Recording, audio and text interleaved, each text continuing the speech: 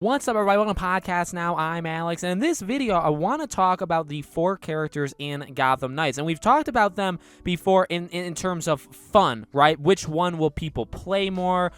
Things like that. I've even talked about them in terms of like the game built around them, like being how you can play as the same character as somebody else. And I know not everybody's gonna do that. In fact, very, very few people will. But what would that do? Well, in this one, I want to talk about the actual gameplay, actually playing as these characters. Will they be created equal? And what I mean by that is, are they all going to be where, there really is just a seamless transition? If you're playing as one, you love them, you're playing as another, and you love them. And I get this is kind of a far-fetched thing where, when you look at games, it is just going to happen when there's multiple playable characters. Even when you look at Avengers, I know Avengers may not be one that everybody wants to look to, but even Avengers, like, they all play similar in a sense, but they all have different, skills and abilities and stuff like that. But even if they're all built to the core, the company, nobody has a favorite. They all look at them as exactly equals. Some people are going to fall in love with Hulk. Some people are going to fall in love with Black Widow, Iron Man. Some are going to maybe be easier to play as than others. There's even,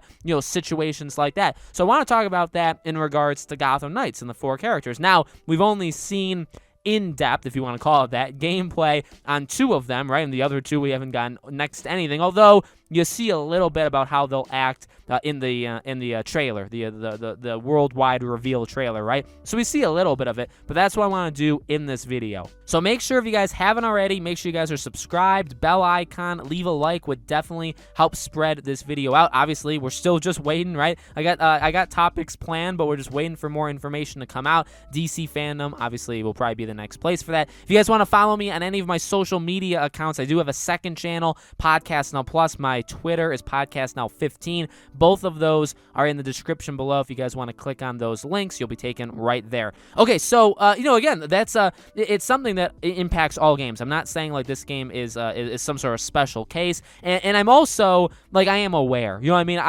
I know in these topics sometimes I talk about the game like, oh, either they're gonna nail it 100% and it'll be amazing, or it'll be a complete miss. I understand that there's a lot of room in between, and I understand a lot of games operate in that realm as well, right? Even again, if we want to look at Avengers, what I was saying, the thing with some of these games, so we look at Gotham Knights, let's drop Avengers, you look at Gotham Knights, you have the 4 characters.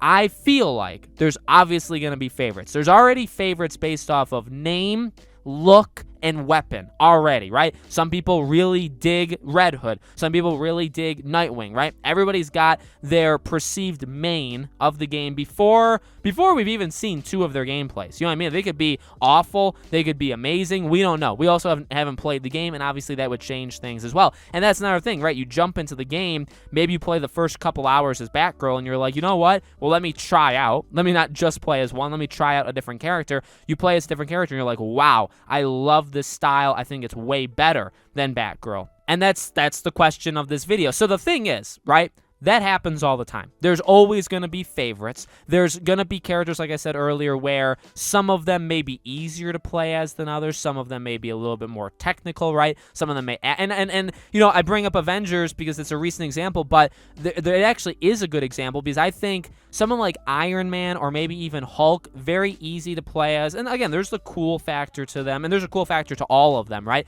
But they're very, I would argue, very different than like Black Widow. Black Widow is almost like the black sheep of the entire main cast before they've added all these additional characters. But Black Widow, to me, and I've tried to play as all of them. I only mained Iron Man, but Black Widow is so different in how she plays, and I respect that, and I actually like playing as her. I liked playing as her because I haven't played in a while, but I enjoyed it, and I enjoyed something different. I just couldn't imagine myself maining her, right? Being the like just me and her, right? Getting her to level 50 and all that stuff. I couldn't envision me doing that, but I respected how different she was. So I wonder, looking at that example, I wonder how Gotham Knights will be. So I've already said it before like 1,000 times, but Batgirl is going to be my main. Now, I do plan, what kind of person would I be if I only played as Batgirl, right? So there's no doubt, throughout my first playthrough of the game, I will definitely give the other 3 at least like 1 mission each, right? Just to kind of see how they're going to do things. And, well, another thing about Gotham Knights that's interesting, that kind of helps the argument of, well, maybe one will be more powerful or will feel different. everything scales with you, and every character levels up with you. And I actually, there's some games where they don't do that, and I like it because that's kind of how the game is built. There's some games where you all level up, and I like that because it depends on how the game runs and how the game expects, it to go on. I like it in the way of what Gotham Knights is doing, right? Because you play the first 10 hours as Batgirl, and then you say, okay, I want to try Nightwing, but you don't want to play as him like 10 hours ago when he was like, you know what I mean? Batgirl will be all so powerful. The enemies are getting powerful. It's a lot of fun. There's a lot of like intricacies there. And then you swap to Nightwing, and all of a sudden you're a level 1 again instead of like a level 15, let's say, right? You don't have any gear. You don't have any perks, stuff like that. That would be rough. There are games that do it in a sense, but the game, again, kind of like the game reflects that, and the game like works because of it. This is not that kind of game. So in this game, Nightwing would be equal level. I do like that because really, theoretically, you could level up your main character all the way, get all the stuff, and then when you play as another character, they are now automatically the highest. So you kind of get their full move set. You get all of their abilities, all their powers. I think that definitely helps in terms of, you're playing as one, then you jump into another, and you're like, well, are they going to be as fun to play as? Well, they have the best chance that they're ever going to have. You know what I mean? Like, there is not going to be a better chance because you're playing with them in the same scale that you were just playing as your other character, right? So I have hope. I think it definitely it becomes more of a risky thing the bigger the roster is. So when you have a team of, say, 2, 3, 4 playable characters, I think it's easier to craft them all you have to do it different, right? Because I don't want to be playing as Batgirl, then play as Robin, and feel like I'm still playing as Batgirl. You don't, I mean, me personally, I do not want that. But you also don't want to play as Robin and be like, oh, he is just not nearly as good. Like, he's just horrible, and Batgirl's so much better. That is an issue because then you're not going to play as Robin, and that hurts, I would say, the overall. I would dock, I don't give points, I don't give scores to a game, but I would, theoretically dock points for that, right? Because that's not good management, that's not good design.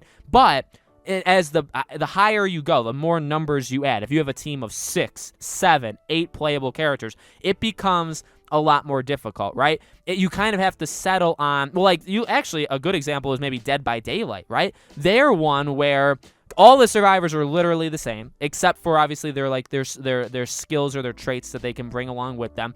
The killers are different though, and I would argue, obviously it was a big roster to start with, and it's like tripled in size by now, but everybody is different, and that's good, and they're all unique, and you can respect their uniqueness, and you can respect people can get good at them. But I would say there are weaker ones than others. There's some that everybody plays. There's some that nobody plays, or it's a very rare, occasion that you find somebody.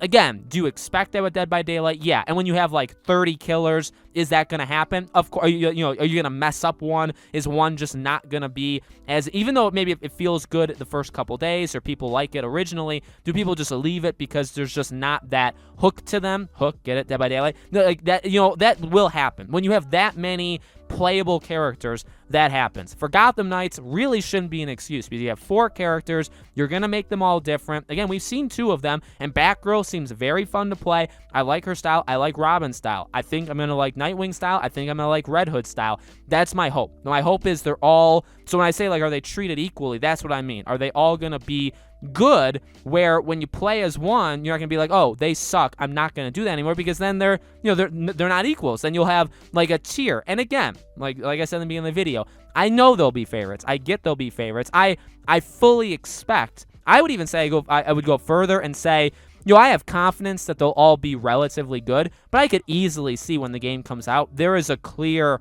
basically a tier list of them. You know what I mean? Where people say, okay, it really feels like Red Hood is the best character, then it feels like it's Batgirl, then it like that kind of thing. I feel very certain that that's going to happen. Is that a quality of a great game? Not necessarily, because that is a little bit different than just having a favorite, right? Because you kind of expect that to happen. If there's a very clear tier breakdown of these characters where one of them just flat out sucks, yeah, maybe an update could help them. Maybe you could boost their attack, stuff like that. And if that's the issue, obviously that is fixable. But if it's just, I don't know, if it's something cosmetic or their personality or the way they talk, stuff like that, if one of that is weaker, well, then that you can't really fix that. If it's, literally the damage that Batgirl gives is lower than the damage Red Hood gives for like a similar move, you need to fix that. That's something you can fix. And that's something that beta tests are for and all that kind of stuff. You know what I mean? So that's that stuff kind of aside. I'm not really talking about that. So let me know, guys, in the comments below, what do you think? Do you think they're all going to be equal? Do you think they'll be kind of clear-cut favorites? Do you think there'll be ones that are just clearly more powerful than others?